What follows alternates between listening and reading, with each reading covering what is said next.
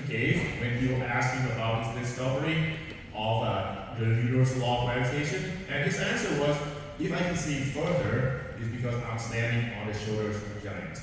This phrase really represents how I believe, like the science we come to live in today is founded. This is not just something overnight or happen overnight. It just builds upon foundation that our ancestors, scientists before us came to be. Comes around these zodiacs, and they will always comes back to the same zodiac sign exactly every 365 days. And you know what else comes back every 365 days? The weather. When the rain's gonna hit, when the frost's gonna start, when the flowers gonna start blooming. So maybe the pattern that the sun makes with the stars can tell us when the next monsoon season is gonna come, when I should start planting my crops. And that gives us really valuable things. Agricultural revolution. Amazing guy called Eratosthenes. So he was a librarian. He was in a library of Alexandria, and he read somewhere that there's this little town called Syene, and this town has a well. And on exactly only one day out of the year, you can look in the well and you can see the reflection of the sun, because the sun will be directly overhead. And it happens to be the longest day of the year, which is June 21st. Actually, it would be the other one because it's in the southern hemisphere. But so it would be December 21st. Okay, yes. December 21st on Syene, the sun is directly overhead. And on this exact same day, you know that, because we already figured out the length of day in the calendar, you know that someone in Syene would see the sun reflected in the well. So he set up a pole and he measured the shadow. It turns out in Alexandria, this pole casts a shadow. So that means the sun is not directly overhead in Alexandria. That means the angle that the floor makes with the sun must be different. And therefore, the earth has to be curved. Right? And if you ask someone to take a camera ride to measure the distance between these two cities, and he found out, okay, because the angle is different by this much, if the earth is part of a sphere, we know this angle. Okay, we know this angle, so therefore, we know exactly how big the earth is. Just by simple logic. And he was able to come up with a pair of three laws of planetary motion. And he discovered that actually epicycles has to be because we assumed the Earth was the center. If you assume the Earth was in the center and planet go around the ellipse, it actually kind of makes sense again. But he had no way to explain why it has to be this way. It took until this guy, Isaac Newton, he observed apples falling from a tree, right? It's really fortunate he didn't live around here because he could be sleeping under durian trees instead, and we probably wouldn't need to learn calculus today. So, now, what's special about the apple trees? It's not just the apple, it's the fact that he saw an apple drop, and he probably saw this orb in the sky, which is the moon. And he was the first guy who wondered, what if the force that pulls the apple down is the same force that keeps the moon orbiting around the Earth? Standing here today, not just because this assembly came up. It's just like the game we played. We have to keep asking the question with why and why and why. And this is how all this come to be. And it's not just one person. Scientists, generation of generation before us, keep asking why. And they came up slowly with a slightly better description of what the rules around the universe could be. Sejatinya ada 13 karena efek presesi bumi di mana bumi berotasi sebagaimana rotasi dari gasing yang oleng. Sehingga dulu pada saat horoskop itu disusun oleh peradaban Yunani kuno, mungkin dan memang betul hanya ada 12 zodiak, tapi sekarang sudah menjadi 13 zodiak. Jadi bertobatlah mereka yang selama ini mengaku-ngaku Sagittarius karena sebenarnya dia berzodiak Ophiuchus. Kita rajin dan punya banyak waktu, dan saya yakin tidak. Rajinnya kurang, waktunya banyak, ya juga tidak. Maka kalau kita berkesempatan mengamati relief di candi terbesar di dunia, candi Buddha terbesar di dunia ini ya. Kita akan mendapati salah satu reliefnya itu merupakan gambar seperti ini. Ada perahu dengan candi. Candi itu penyeimbang di kanan kiri badan perahu. Sementara kita tahu Borobudur ini dibangun oleh bangsa Syailendra di abad ke-7 Masehi. Dan di sana ternyata sudah tergambar dalam bentuk relief ada peradaban maritim di Nusantara.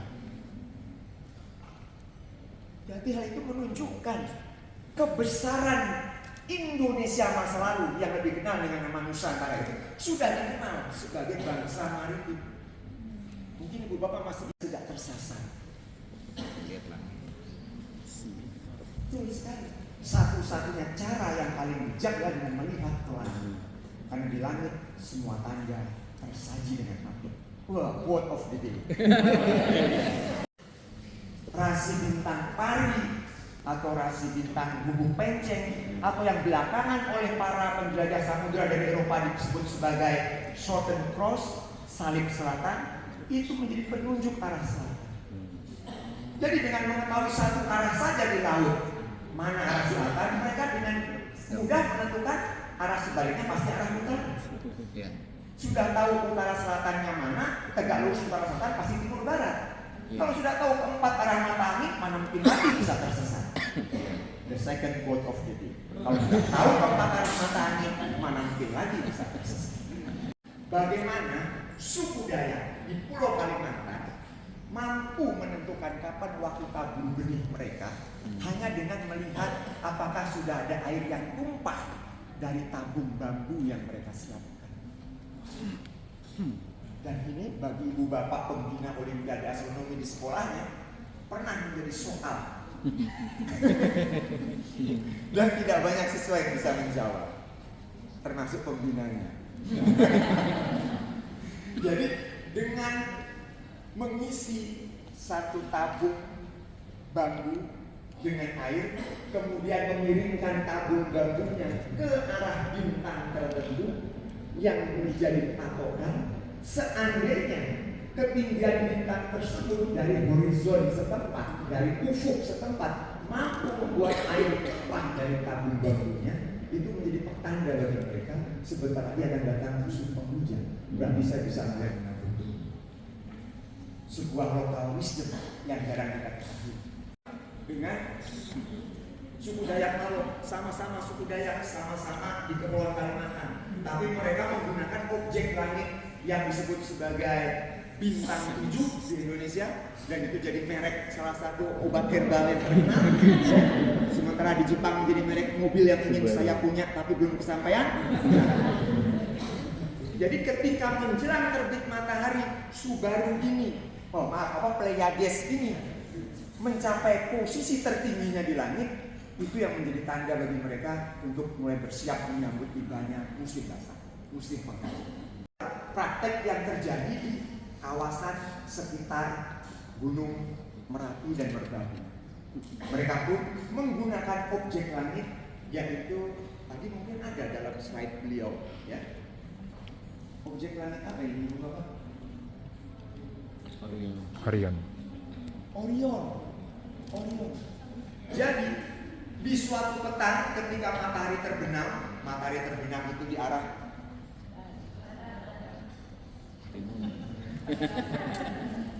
barat. Ya, barat. Ya, Pak. Matahari terbenam di arah barat.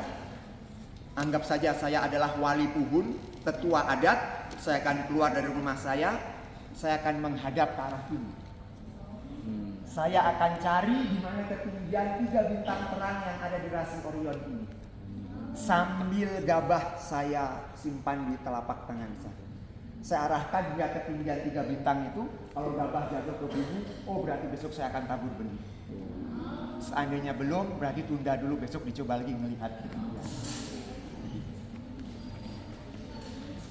Muncul kebutuhan untuk menerawat, mencatat perjalanan waktu dalam bentuk kalender penanggalan. Dan kita mengenal ada banyak sekali kalender di dunia, baik yang berdasarkan pergerakan benda langit tertentu seperti penggunaan bulan, matahari, gabungan keduanya ataupun bahkan bintang, atau juga kalender yang dibedakan berdasarkan bagaimana kalender itu dikonstruksi.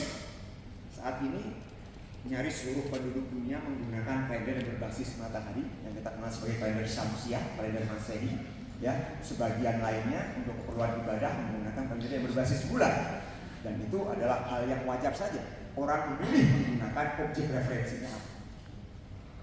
Ternyata selama beberapa dekade masyarakat di Pulau Jawa itu memiliki kalender agrikultural, kalender untuk keperluan pertanian berdasarkan gerak semu tahunan matahari.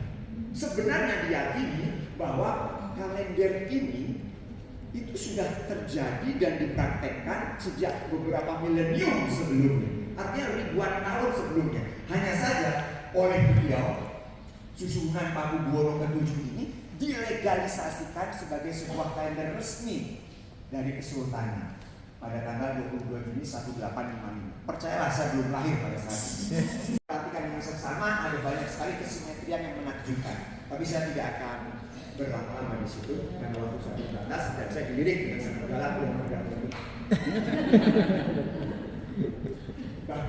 bahkan dalam bisa meneruskan pula tentang bioklimatologi, bagaimana kondisi iklim itu bisa turut mempengaruhi kondisi psikis manusia. Jadi kalau ibu bapak pernah mendengar primbon bilang begini, primbon begitu, antara percaya dan tidak, tapi memang ada studinya yang mencoba mengaitkan bagaimana kondisi lingkungan kita berpengaruh atau berdampak secara psikis terhadap diri kita. Diwajibkan bagi para pemeluknya untuk melakukan ibadah ritual wajib 5 kali sehari. Waktunya ditentukan dan kapan mulai, kapan berakhirnya menggunakan tanda-tanda alam. Sehingga pada masa dulu yang namanya muazin pasti seorang pengamat langit. Tapi sekarang yang namanya muazin hanya bisa melihat jam. Jadi lebih cerdas orang dahulu daripada orang sekarang. Kasar. Kebutuhan untuk praktik-praktik ibadah yang harian tadi diperluas ke praktek-praktek ibadah bulanan bahkan tahunan, maka dibutuhkan pula suatu penanda waktu yang sangat rigid. Dan untuk itu dalam tuntunan agama Islam diperintahkan untuk menggunakan bulan sebagai objek. Jadi pemilihan kalender Hijriah oleh umat Islam karena perintah dari Tuhan Yang Maha Kuasa tertulis dalam kitab suci mereka. Nah, ini adalah contoh salah satu bulan sabit yang berhasil diamati dari menara timur gedung FMI Paharu, yang kalau sekiranya cuaca memungkinkan ibu bapak akan dibawa ke sana oleh petugas nanti. Semoga tidak ya. Mengapa? Sehingga itu lebih memperluas lagi maksud dan tujuan dari mengamati langit.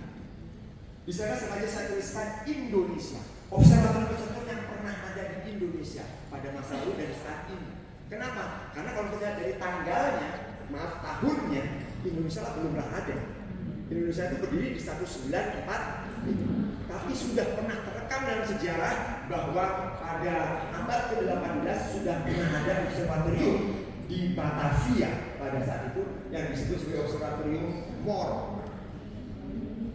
Pernah salah seorang kolega mencoba menemukan lagi di mana tapak dari observatorium ini pernah ada, beliau menemukan di daerah Glodok, Jakarta Barat, yang sudah menjadi pusat pertokoan.